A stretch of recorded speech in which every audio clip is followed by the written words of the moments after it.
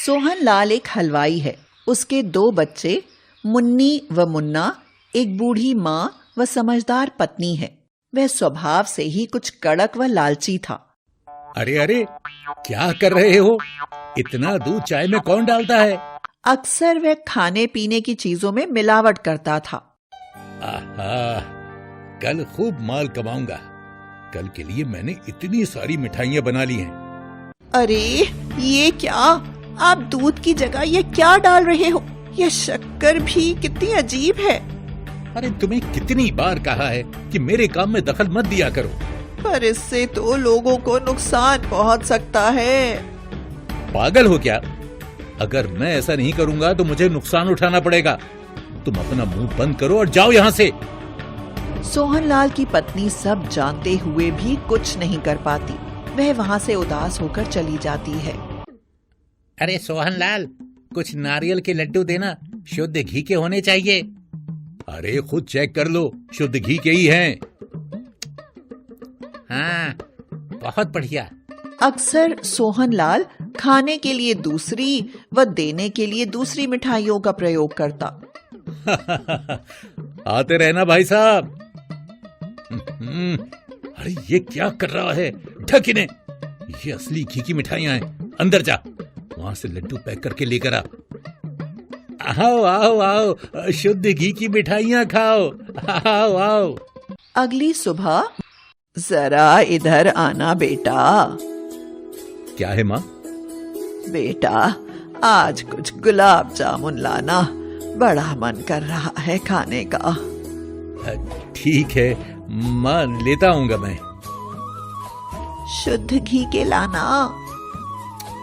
चुप रहो, माँ के सामने ये कहने की जरूरत नहीं। हे भगवान, मेरे पति पर कृपा करो कि यह ग्राहकों को भी शुद्ध घी की मिठाइयाँ ही दे।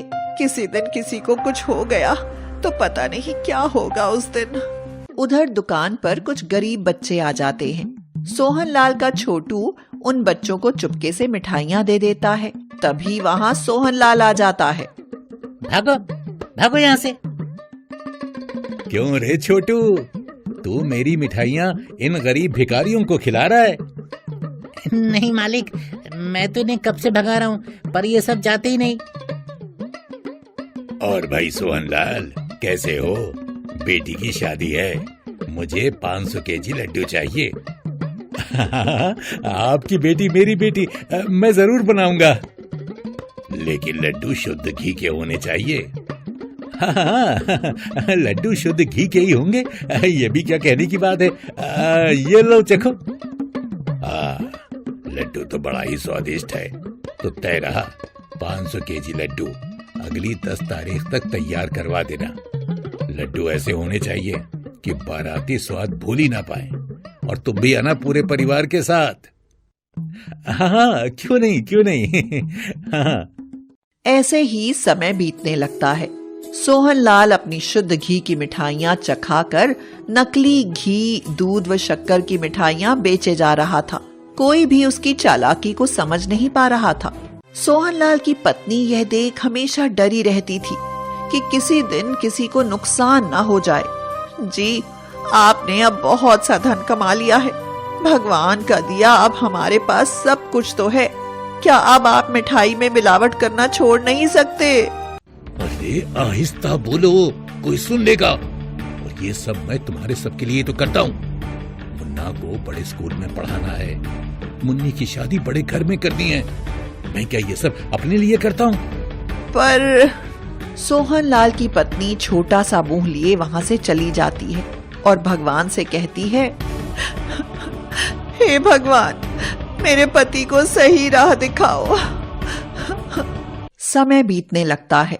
देखते ही देखते शादी का दिन नजदीक आ जाता है। अरे और डालो, पता है ना 500 केजी लड्डू बनेंगे, इतने में क्या होगा? मालिक, पर इससे खाने वाले को नुकसान पहुंचेगा। अरे वहाँ शादी में और भी बहुत सी चीजें होंगी खाने के लिए, हैं? लोगों को समझ नहीं आएगा। और वैसे भी शादी ब्याह में लोगों का पेट खराब हो ही जाता है। छोटू सोहनलाल की बात सुनकर भी कुछ नहीं कर पाया। वह जैसा व जितना कहता है वह नकली घी, दूध व पाउडर, शक्कर डालकर लड्डू बना देता है। अगली सुबह ग्राहक दुकान पर आता है। सोहनलाल फिर शुद्ध घी के लड्डू चखा देता है। भाई वाह, क्या खूब स्वाद है। सारे लड्डू घर पर पहुंचा देना। याद है ना, शाम को पूरे परिवार के साथ आना भी है। हाँ हाँ हाँ, जरूर जरूर, मैं पूरे परिवार के साथ आऊंगा। शाम को तैयार होते हुए सोहनलाल अपनी पत्नी से कहता है, याद रहे वहाँ शादी में माँ या बच्चे कुछ भी खाएं, याद रहे लड्डू ना खाएं। पत्नी बड़ी हैरानी व परेशानी से देखती है। अरे अब चलो भी। सभी शादी में पहुंच जाते हैं। अरे आओ आओ सोहनलाल, ये लो मुंह मीठा करो। अरे नहीं नहीं नहीं, ये आप बारातियों को खिलाओ, मुझे नहीं। अरे बाराती भी खाएंगे, अपने हाथ के बने लड्डू तुम भी तो खाओ। ऐसा कह मदन एक लड्डू सोहनलाल के मुंह में डाल देता है। अच्छा, तुम खाना खाओ, मैं भी आता हूँ। सोहनलाल बाहर जाकर लड्डू थूकने लगता है। अरे क्या हुआ? ध्यान रखना, बच्चे और माँ लड्डू ना खाएं। यह देख सोहनलाल की पत्नी बहुत ही परेशान हो जाती है और कहती है, चलो अंदर चलकर सबको सच बता दो। अरे पागल हो क्या, मेरा पूरा नाम खराब हो जाएगा, अब तुम चुप रहो। इतने में एक शोर सुनाई देता है। सभी अंदर भाग कर जाते हैं। सोहनलाल की माँ बेहोश पड़ी होती है। माँ माँ, क्या हुआ माँ?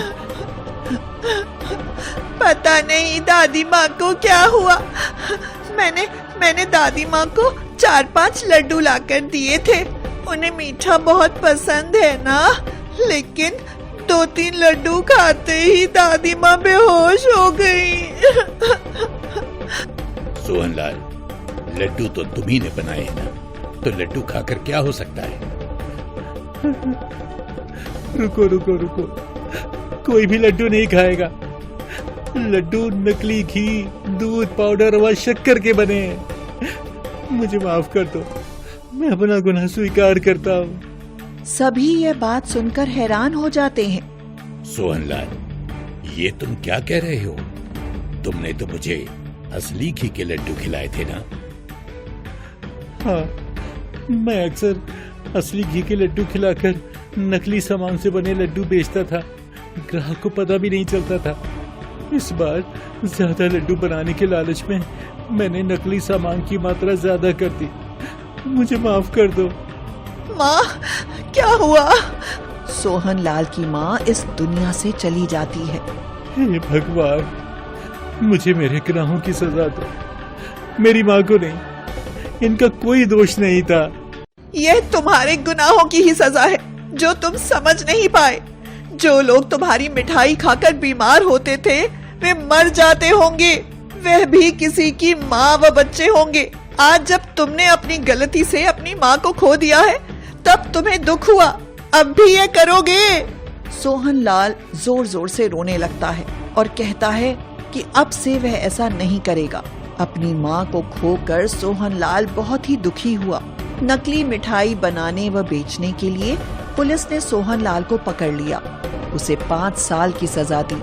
जेल से छूटकर जब सोहनलाल आता है तो उसने अपनी दुकान की जगह पर एक बड़ी सी दुकान देखी। सोहनलाल यह देखकर हैरान हो गया कि वह दुकान उसकी माँ के नाम से थी। सोहनलाल के बेटे ने अपनी दादी माँ के नाम पर असली व शुद्ध मिठाइयाँ बनाने वाली दुकान खोली, जो कि पूरे शहर में अपनी क्वालिटी के कारण मशहूर हो गई। पिताजी, आप आ गए? हाँ बेटे, मेरे अच्छे स्वभाव के कारण मुझे जल्दी रिहाई मिल गई। अगर मैं ये पहले ही समझ जाता तो आज तुम्हारी दादी भी होती। पिताजी, दादी तो अब हर शादी, ब्याह और परिवार का हिस्सा है। ये हमारी शुद्ध मिठाइयों की दुकान पूरे शहर के घर घर में मशहूर है। सोहनलाल बहुत ही खुश होता है। वह समझ जाता है कि ईमानदारी व अच्छाई से भी इंसान बड़ा बन सकता है।